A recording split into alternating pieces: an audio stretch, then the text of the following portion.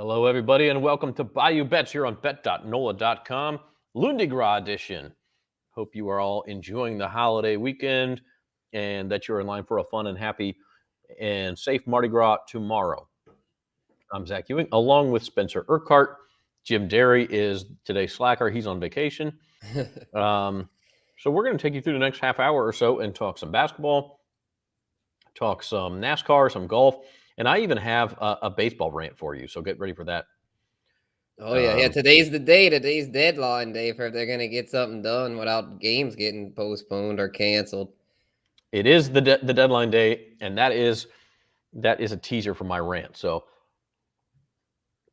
hey, came on the air right as I got something stuck in my throat. So, I'll be ready for that rant. That's going to be. But I'm going to clear my throat a little bit, and we'll get ready for that rant. But first, sort of an anti-rant. Hello, Deborah Bates from Las Vegas. How are you today? I hope we have plenty to talk about. I know we have plenty to talk about. And I want to start with something back out toward the direction of Las Vegas, and that would be the Pelicans' performance on their West Coast road trip. Beat the Suns on Friday and just pummeled the Lakers last night. 2-0 on this two-game West Coast road swing. A 28-point victory last night. Spencer, a lot of the national media around this game has centered around the Lakers, and we can talk a little bit about the Lakers and just, I mean, listen, Jim and I were talking about from the beginning of the season, fade the Lakers. The Lakers are not as good as people are telling you to be. I don't think anybody thought they would be this bad. And yet they continue to get favored. I mean, as you see, the Pelicans were 2.5-point underdogs here. We can talk about the Lakers. I want to focus on the Pelicans and how good they've looked. And yes, the Suns didn't have Chris Paul. They're not the same team they were a month ago. The Lakers obviously are a train wreck right now. But all of this is playing right into the Pelicans' hands. They really seem to have come out of the All-Star break with a lot of momentum. Yeah, most definitely. And I think they've kind of, even without Zion, like they're kind of using that as motivation. Like, okay, Zion, if you want to play, cool. If you don't, then we're just going to do it ourselves. And I think a lot of that has to do with the addition of CJ McCollum. He's really come in and done big things. He's taken over as the lead scorer. And at first it was like he was doing a little too much. Brandon Ingram wasn't getting his, but lately they've both been getting theirs. Last night was great to see the scoring very evenly distributed. Jonas had a good amount of points too. They're just playing really, really good team basketball, and it showed last night because the Lakers surely weren't there. Like you said, Zach, a total train wreck, man. As a Pels fan, I was really stoked last night. Put a little bit on the Pels money line because I was like, well, the Lakers are so bad right now. I'm just gonna go with the Pels money line. I think they're gonna win heads up, and they not only did that, they blew them out. Yeah, that's always the best, is when your team wins and you can win a bet on the same game. That's the best of both. Now, the worst thing is when you have both those things riding and it doesn't work out. But that's just how it goes. The Pelicans' schedule coming up, they have Sacramento at home on Wednesday, and that's really a game you have to have if you're the Pels. They're tied for the 10 spot right now with Portland. They're 2.5 games behind the Lakers for the 9 spot. Obviously, the higher you get in that play-in hierarchy, the better chance you have of making the actual playoffs. So that's a game you have to have against Sacramento. Then it gets tougher. They're home for Utah on Friday. Then a little 2-game road trip at Denver, at Memphis, both playoff teams. And then back home for Orlando, for Charlotte, who's struggling, and for Houston, who's struggling. So, some opportunities for wins coming up outside of that one road trip. But at this point, I think you have to handicap the Pelicans' chances of at least making the play-in. It's pretty good. Oh yeah, I definitely think they'll make the play, and I'm hoping they can actually make the top 8 because the Clippers are kind of vulnerable if they don't get PG and Kawhi back, and who's 7 at the moment? I don't think 7's real strong. 7 either. Is Minnesota. Oh yeah, Minnesota. Yeah, I mean they're a young team, kind of like the Pels. I mean, so it's like I think the play-in is very much wide open. The only team that I'd say would be just kind of out of it would be the Lakers. Like I don't see them doing much anything there. But I think out of the Pels, Clippers, and T-Wolves, that's going to be a dogfight for those last 2 spots. Yeah, I mean, the only thing I'll say to that about the Lakers is if they do get healthy, they get AD back. I hate to cost somebody his job, but it almost feels like a situation where a coaching change is necessary. The talent is there for them to come out of that thing. if they get it going. That's a big if at this point. But we've still got 6 weeks until the play-in tournament would start. And so, I think it could be a situation where the Lakers could still be a factor. The Clippers, obviously, if they get Paul George back, maybe they even get Kawhi Leonard back. That seems unlikely. Obviously, it seems unlikely that Zion comes back for the Pelicans. But those are 4 teams where if they were to all get some pieces back, that thing would be wide open. I mean, you obviously don't want to be the 10 seed and have to win 2 games on the road. That's not very likely. But if you're the 7, 8, or 9, I mean, I think you have a chance at coming out of that thing. And right now, while the Lakers are struggling, the Pelicans ought to make some hay, try to close that deficit, try to get up to the 9 seed. I think that's the goal right now. The Clippers are a little bit further ahead. I think they're a good 5 games ahead of the Pelicans. That one's going to be tough with just 23 games to go. But catching the Lakers absolutely should be the goal right now. Taking a look at some notable NBA results, we've got the Pelicans game on Friday against the Suns, as we mentioned. Clippers and Lakers, that was a big game on Friday as well, and the Clippers came out on top. I got to say, as good of a job as Willie Green is doing in L.A., in New Orleans, you got to look at what Ty Lue is doing in L.A., too. The Clippers are above 500 without Kawhi Leonard the entire season and without Paul George for a good half of it. To me, they're quite similar to the Pelicans in that they're getting by without their stars and causing a lot of people problems. Oh, yeah, they're a scrappy bunch, and they're also without their new addition from the Blazers, Norman Powell. So they're really short-handed right now. But they just got a quality roster from top to bottom, a lot of good depth. And, yeah, Ty Lue's a quality coach. So, yeah, they're getting it done. I watched some of that game Friday. It was kind of ugly. They almost gave it away to the Lakers, but they're able to hold it down. And the Lakers, after watching them, I've heard people clowning them, but I was like, now I see why after watching them the past couple nights. They just look awful. The defensive effort's not there. They're making just some ridiculous turnovers. I mean, you look at some of the turnovers they made. The one that's making the rounds is LeBron tries a full court pass and threw it into the 5th row. I mean, it wasn't even close. The guy, I don't even know who he was trying to throw it to. He would have had to be 12 feet tall to even have a chance at that pass. I don't know if it's an effort thing, if they just don't care, if they're tanking because they don't like playing for Frank Vogel, or what the situation is. But I mean, it's like it's not even competitive basketball. So the other game I wanted to point out here was the game that preceded the Pels Lakers last night. That was the Mavericks and Warriors.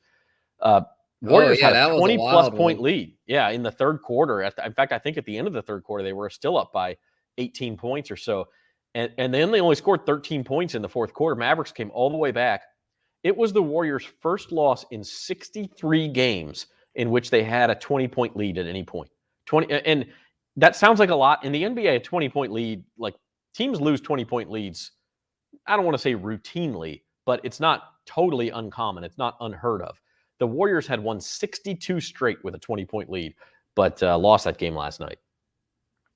Yeah, that was the statement for the Mavericks. They were a team I mentioned last week as a potential sleeper team in the West with Luka, and then the new addition Spencer Dinwiddie's good. I mean, he's off the bench, kind of giving them some more depth because they're a team that outside of Luka is kind of lacking secondary scoring options. So yeah, they like I said, I'm not gonna pick them to go to the finals, but I think they're gonna give some people trouble come playoff time. Yeah, I mean, listen, they've matched up with the Clippers each of the past 2 seasons when the Clippers had George and Leonard and were really a powerhouse, and the Mavericks gave them everything they wanted.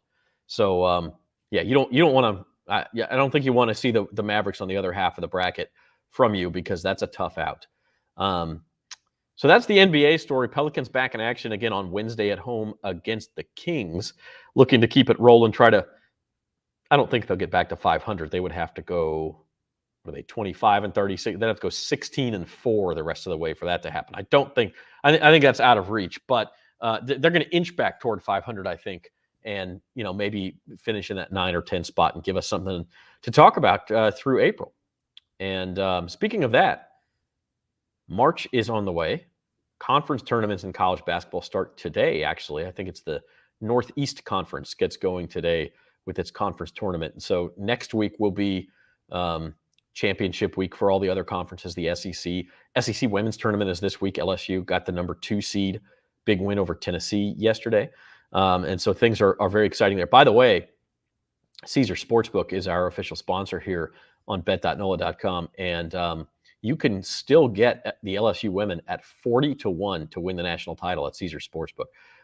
I just think they haven't updated the odds because not that many people bet on women's basketball futures before March. But 40-1, I mean, they're number 6 in the country right now. Yeah, they're rolling. Yeah, it was a great weekend for LSU sports. The baseball and softball team swept the men's team on Saturday, but to me, yeah, the women's team, that was the biggest story because they beat Tennessee, now the 2 seed in the SEC and a national threat. I mean, could a threat to possibly go all the way. So yeah, big ups to Kim Mulkey and the crew there. They're doing big things. Yeah, I mean, she came in, everybody had high expectations. But there was also a lot of, listen, give it a couple years. She's not going to change. She's not going to work magic overnight. She worked magic overnight. I mean, that team didn't even make the tournament last year, weren't even particularly close to making the tournament last year. And yes, she added a couple of transfers. I mean, but the core of that team is the same as what it was last year.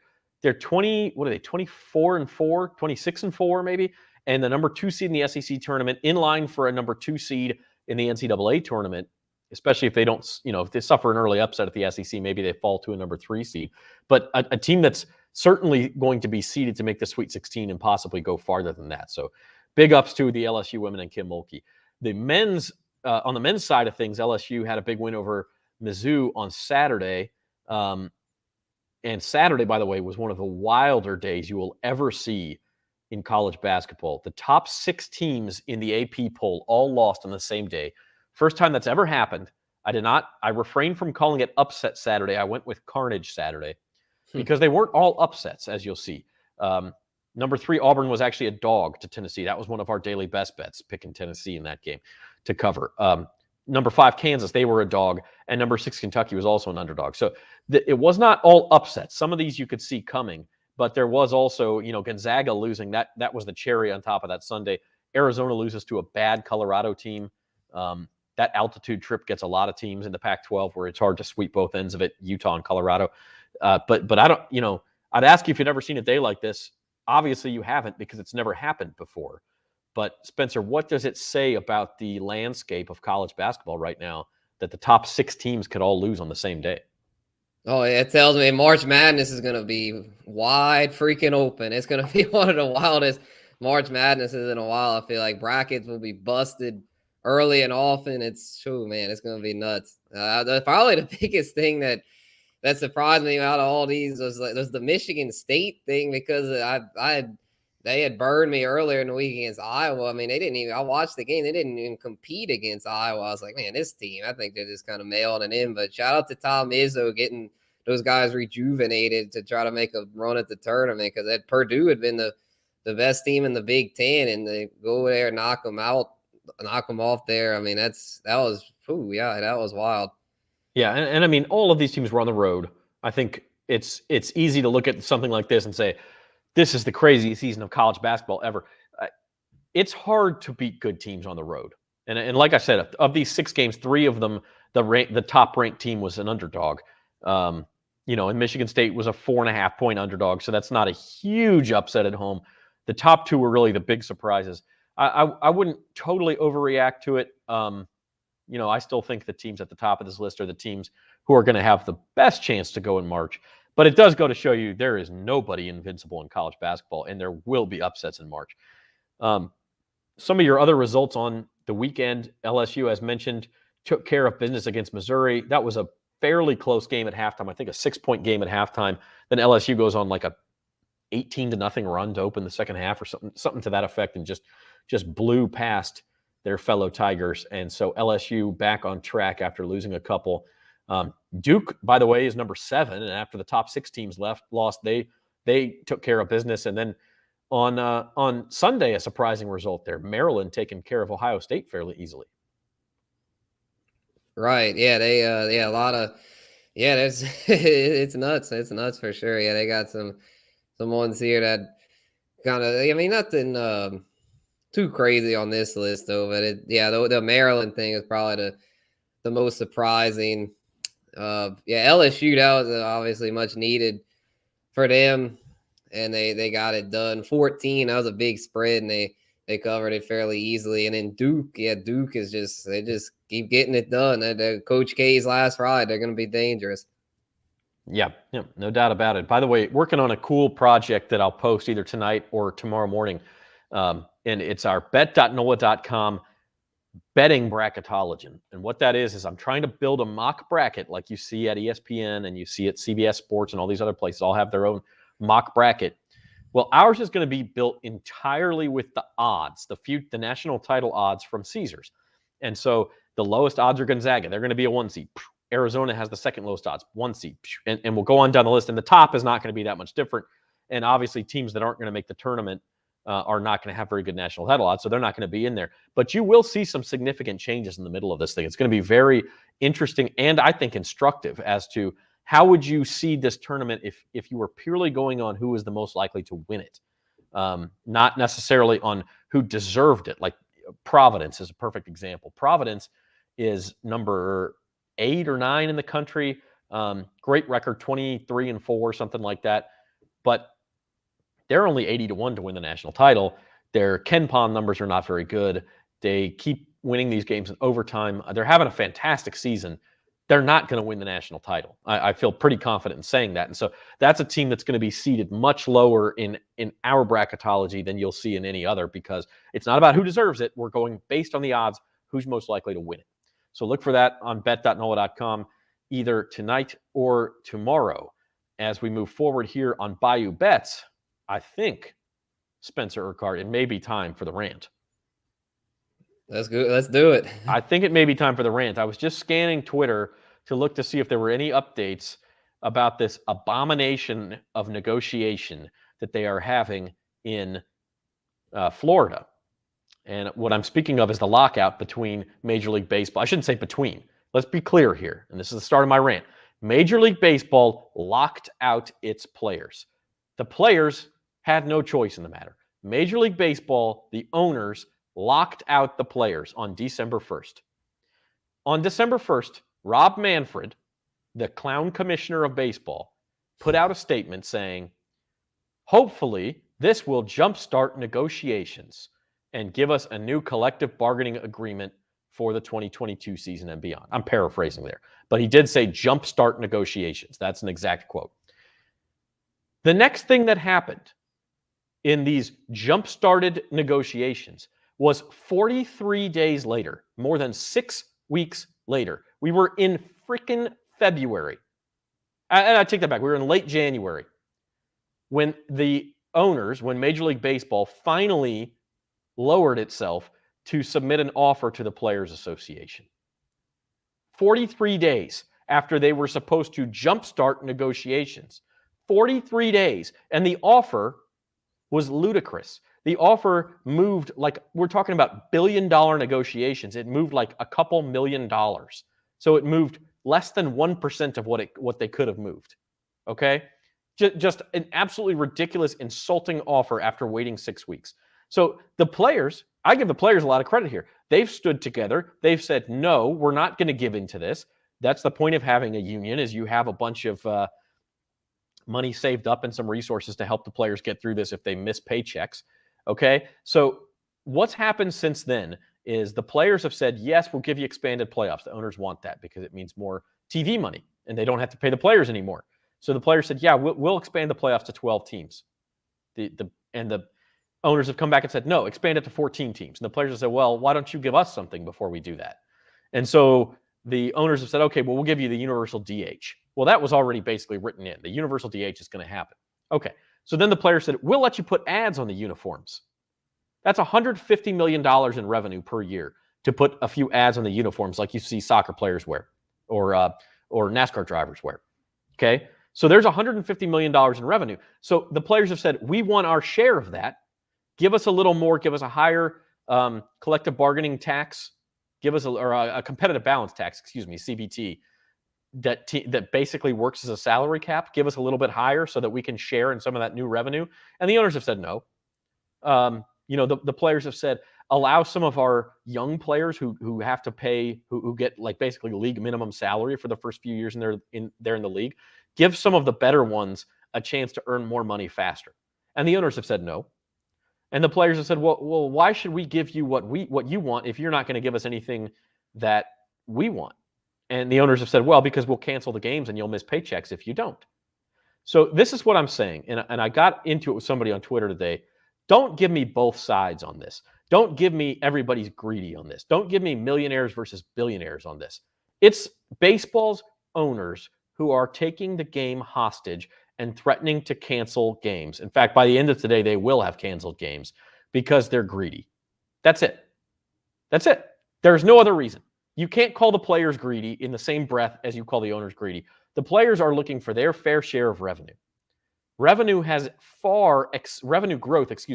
far exceeded what the players are asking for. They're asking for less than natural growth in their salaries, which workers in any industry, by the way, should expect. I don't care if they're millionaires. I don't care. First of all, 40% of Major League Baseball players are not millionaires. 40%, okay? But I don't even care if they are. They should expect what's fair based on the revenue and profit in their industry. And the owners are refusing to give that to them. They've locked them out. They're holding the sport hostage. And I'm a baseball fan, and I'm pissed off. So, Rob Manfred, baseball owners, shame on you. And that's all I have to say. There you go. Yeah, I feel like you hit the nail on the head there because I've been seeing on Twitter the different players. It's getting them fired up. They're rallied together. It's like a unified thing where a lot of the players, because on MLB.com they took down all the headshots of every player. So now, and it's just like a blank thing with like a gray, just blank face with a cap type thing. And so now a lot of the players put that as their Twitter profile picture, kind of like Unite type thing to show just like the kind of, I think they're more like they're more together as far as they're trying to like at least try to compromise because they want to play. It's not that they don't want to play. It's just the owners are just like you said, Zach, very greedy and just don't really seem to really worry about playing until they get everything they want. And then it's just concerning because they said that once, like if the owners could like lift the lockout and tell the players we could just play on the old CBA, but the players at that point might be so mad they might just go on strike at that point. So, and they honestly couldn't blame them because the owners have just not treated them fairly. So I don't know. Hopefully the owners, I think the owners I feel like if they miss like a month of games, they'll start to see enough of a hit in their own pockets to where then they'll finally come to some sort of agreement because they're going to lose money too. If they lose games. I don't know how likely this is, and listen, there's like 7 hours left in the day, a little less than 7 hours East Coast time. So they could still come to some miracle agreement. Maybe the owners have been bluffing this entire time, and now that it gets to be a deadline, they'll pass it. It's possible. Just reading between the lines, reading some of the national media reports, I don't think it's very likely, but it's possible. And so I should say that up front. But the other thing I'll say is if they cancel regular season games, because you're right, you're 100% right, Spencer. They could lift the lockout right now and say we're going to start the season on time, March 31st, and we'll play under the old rules. Well, the reason they don't really like that is because they wouldn't get the expanded playoffs, which mean hundreds of millions of more dollars for them in TV money. So that's why the owners don't want to do that. Well, if they ever lift the lockout after a month or something, the players shouldn't agree to expanded playoffs for this season. Screw you. You didn't let us play and collect our paychecks for the first month. Why should we give you expanded playoffs? You get nothing. That's the way I would see it. If I were the players, I wouldn't agree to anything until the owners give in a little bit. So that's my take. I'm very pro players in this situation. I know some people aren't. To me, there are no two sides to this. Leave your comment if you have a take on it in the comment section on YouTube or Facebook. And by the way, here on some of these NOLA.com Facebook and YouTube channels, we've got Mardi Gras coverage coming up, I think at 5:15. So shortly after we're done, we're going to have parade cam for Lundi Gras parades tonight, and then also tomorrow all day on Mardi Gras live parade coverage. So if you don't want to go out and battle the crowds, you can check it out here. This is Bayou Bets, brought to you by the Caesar Sportsbook. I'm Zach Ewing. He's Spencer Urquhart. Couple of other things to get to, Spencer. The golf tournament this week, man, I lost a lot of money when Shane Lowry couldn't hold on to that lead. I thought he came all the way back yesterday at the Honda Classic, had the lead, and I had him at 33-1, and then he blew it, and Sepp Straka, the Austrian, got in and won that thing. And so I was a little disappointed in that yesterday. Good news is there's always another tournament. The Arnold Palmer Invitational is this week, and John Rahm is going to be playing. He's the favorite. Rory McIlroy up there. Scotty Scheffler, some big names. Hideki Matsuyama. Bryson DeChambeau did withdraw from this tournament, still injured. So he was going to come back to defend his title, but he is injured. So those are your API odds for the upcoming tournament. And then also, I know more toward your liking, the NASCAR crazy race yesterday. Man. Our man Devin Jackson almost picked the winner. He had Joey Logano at 15-1 and just barely missed. He finished second. But what was your take on the race at Fontana last week? Oh man, it was nuts. It was nuts. It was just a total chaos with too many tire failures. NASCAR is gonna have to address that so they don't have so many tire failures. I mean, my favorite to win, Kyle Busch. I mean, he didn't even get a fair shake because 10 laps in, he had a tire go down, and then it just set him back to where he miraculously got back on the lead lap. I don't know how. I guess he is really talented, but just, I mean, he didn't really. I mean, it's just when you shouldn't be having tire failures that early in the race, and it just continued throughout the day. So hopefully they can get that, because the racing itself was really fun. Like, it was a lot of passing, a lot of back and forth action, really thrilling finish. So as the racing itself was good, but very good. They just got to get these tires right. Yeah, and that's the frustrating thing about betting on NASCAR for me is, listen, there's things beyond your control in any sport. The weather is a big one. And sometimes you just can't control bad bounces or whatever. There's just more of them in NASCAR. There's so many things you can't predict. And that's what makes it so difficult to bet on that sport for me. But there are no odds quite yet. They're in Las Vegas this weekend. Give us a couple of early leans as far as a favorite and maybe a dark horse in that race in Vegas. For sure. Yeah, I think the Kyle Larson, he was the favorite one this week. I think he'll once again be the favorite at Vegas. I think he won that race last year, so he'll definitely be up there again. And a dark horse, shoot, I guess I'll go with Tyler Reddick, man. He's due for a good race. He's been up front every week so far, just always seemed to have bad luck. But his cars, they've got speed with that team. Richard Childress Racing has gotten back to their old selves as far as being one of the top teams speed wise. So I think Reddick could possibly get it done. Absolutely. And so that's coming up this weekend, a couple of big events in NASCAR and golf, and we will keep betting all week long with our daily best bets. You can check those out on bet.nola.com. Here's how we've done pretty well in the last week after we were real bad there for about 2 weeks, and we're back on track now, about back to 500 for the year, pretty close to it. Had a couple of player props work out. CJ McCollum over 22.5 points against the Suns. Got lucky on that Spurs -3 in double overtime. So it's nice when those things work out for you. And then a couple that didn't work out. Devin, I believe, picked Memphis over Wichita State yesterday. That was an easy win. A couple I couldn't fit on here were y'all's NASCAR picks. And again, Kyle Busch, I think I read somewhere where he made the most green flag passes in the entire field yesterday. It's just, as you said, he started from so far back, he had no chance. And then Devin picked Joey Logano, who ended up finishing second. So close, but no cigar on those. Still over $60 for the week in profit. And that leads us into a new week. And Spencer, your picks for tonight. Right. Yeah. Hopefully we can start off hot tonight. For the top bet, I've got the Raptors over the Nets there. I feel really good about that because the Nets, they're going to have no Kyrie, no KD, no Ben Simmons. They're going to have no alpha scorer. I mean, it's going to be a bunch of role players out there. And the Raptors have plenty of depth, and their star Pascal Siakam will be out there. So yeah, I see them going into Brooklyn and winning by double digits probably, because I mean the Nets, if it's crazy with the Kyrie situation, you want to play the Nets, you want to travel to Brooklyn. Yeah, you want to play them in their place, because without Kyrie, they're not nearly as good, especially without KD, who should be back soon. But it's kind of, I don't know, they might have a minutes restriction and all that. So anyway, the next one, North Carolina and Syracuse. I like UNC to continue their hot streak. They've been playing well. Syracuse not playing so well. And North Carolina is a team that, they're not quite as good as they normally are, but they seem to always come around at this time of year, March about to start. So yeah, I feel like they'll keep it up. And then the player prop parlay with DeMar DeRozan and De'Aaron Fox chasing the hot hand here. I mean, they're going to fall off at some point, but I think they're going to keep it going here tonight. DeRozan scored over 30 in his past 10 games. Fox has scored over 25 in every game but one since his return from an injury that he suffered in January. So hopefully they can keep it going here and have another nice day of best bets.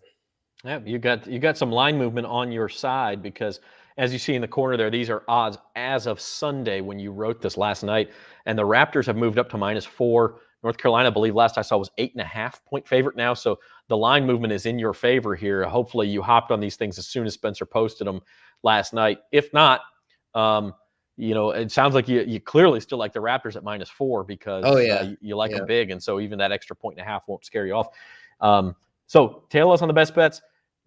Follow us on social media, BetNola on Twitter or Facebook, and you can get alerts for when these things are posted and get on them quickly. That's Spencer the Guru. Spencer, any final thoughts for the week ahead here? Shoot, let me think here. I guess just it was more basketball. We got basketball aplenty. Gonna be keeping up with all that. Hopefully baseball owners can get their heads out their butts, and hopefully the Saints can keep having a decent offseason. We'll have free agency coming up here soon, and looks like Jameis is back running. So hopefully they'll be able to get something done with him. And so I have a lot going on. Another thing I have to add in about baseball, the owners can't be this stupid. The way they're going, the NFL – literally, NFL free agency hadn't even started yet, and they're already getting like more buzz around that than baseball because there's nothing really going on with baseball other than this pissing match between the owners and players, which is the owners have, like we said, have been the front of it, so they better watch it. Yeah, it just seems like they don't care. That's the only answer I can come up with, and I've said my piece. I won't say anymore. I do want to show this comment. Do you know a Tom Urquhart in Baltimore? Oh, I don't think. Well, shout out to Tom. Yeah. All right. Maybe we're distant relatives. Tom says, enjoy Mardi Gras. I hope everyone does enjoy Mardi Gras. I'm going to be scarce for the next 3 weeks. I've got a little European trip planned. My brother's getting married, and so I will be out. I'm going to go see a couple of English soccer games on the way. And so it's going to be kind of an adventure. I will be back. Actually, March 24th, I think, will be my first show back for At the Book. So it will be into March Madness by then. In fact, we'll be into the Sweet 16 by then. So I hope everyone enjoys the games, enjoys the bets, bet responsibly, and feel free to reach out. Spencer will be around. Jim Derry will be back for At the Book on Thursday. That's at 4 p.m. And until then, this has been Bayou Bets on bet.nola.com. Happy Mardi Gras, everybody.